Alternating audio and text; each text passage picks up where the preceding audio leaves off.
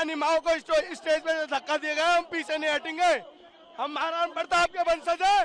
जय राजपूताना, जय माँ भवानी। प्रोटेशन यूजीसी और SC/ST को लेकर प्रदर्शन कर रहे थे, शांतिपूर्वक प्रदर्शन था हमारा। पुलिस ने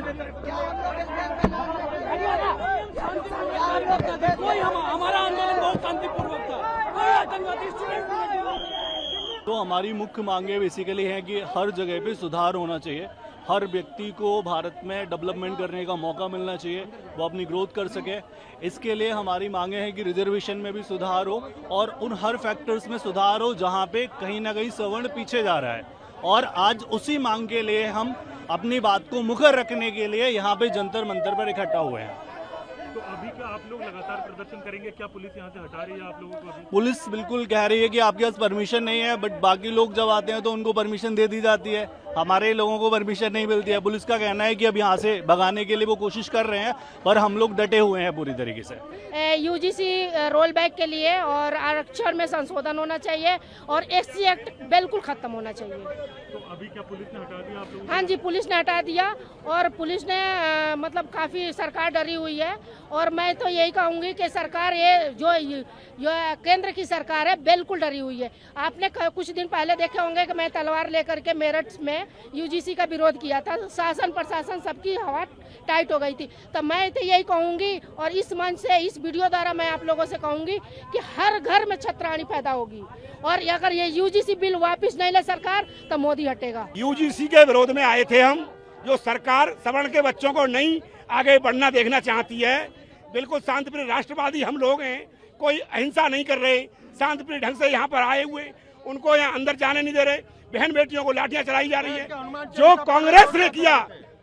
कांग्रेस ने किया उससे कहीं 1000 गुना ये दमनकारी सरकार भाजपा सरकार है। मैं भाजपा का अंधभक्त रहा हूँ, भाजपा का। केवल एक राम मंदिर बना दिया, समझ रहे हो सब? बहुत बड़ा काम कर दिए। इतने अंधभक्त रहा हूँ और लोगों को जा के वोट दिलवाए, लेकिन आज उसका सिला ये मिल रहा है कि हमारी बहन बेटियों को लाठियां चारों से किया रहा है। इन लोगों के लिए, इस पुलिस प्रशासन के लिए, इस देश की सरकार के लिए, वो कॉकरोच वाले, वो देश के गद्दार लोग, वो जो पुलिस वालों को मारते थे, जो राम जी को गाली देते थे, जो आरक्षण की भीख पे जी रहे हैं, जो लोग योग्य हैं, जो 560 नंबर लाते हैं, जो देश में सीमा पर सेना में भी लड़ते हैं, जो इस देश की अर्थशास्त्र संभालते हैं, आर्थिक स्थिति संभालते हैं, वो वैश्य समाज है। जो इस देश की सुरक्षा संभालता है वो क्षत्रिय समाज है। जो इस देश का ज्ञान और शिक्षा संभालता है वो इस देश का ब्राह्मण समाज है। हमने इस देश को अपने खून से सींचा है, लेकिन आज इस समय की सरकार ने बता दिया कि इनके हृदय में हमारे लिए कोई जगह नहीं है। हम कितने भी काबिल हो जाएं, कितने योग्य हो जाएं, ये हमें उठा के पीछे फेंक देंगे। और यदि हम अपने हक के लिए आवाज उठाएंगे, हम ये नहीं कह रहे कि आरक्षण खत्म हो जाए, हम ये कहते हैं कि आरक्षण उसे मिले जिसे जरूरत है।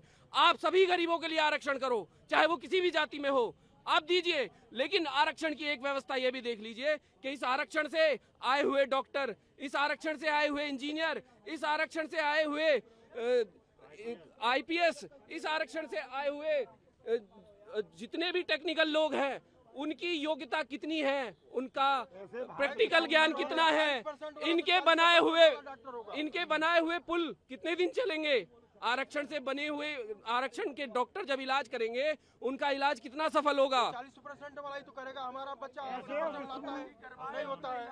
आप ये बहुत सोचने वाली बात है। आप एक घोड़े के पास में जो आप एक रेस के घोड़े के पिछले पैर काटने की कोशिश कर रहे हैं, उसके चारों पैर काटने की कोशिश कर रहे हैं, आप घोड़े को गधा बनाने की कोशिश कर रहे हैं। सुबह में उड़ीसा से आया हूँ, 24 साल उनका सरकार उड़ीसा में नहीं था, भाजपा को सरकार में लाए, 20% का आरक्षण 50 में ले गए। 20% मिलता था नवीन पटनायक के गवर्नमेंट में, आप 50 में ले गए। तो सवर्णों का और ओबीसी को मिलेगा क्या? 40% से ज्यादा लोगों SC/ST को मिलता है आरक्षण।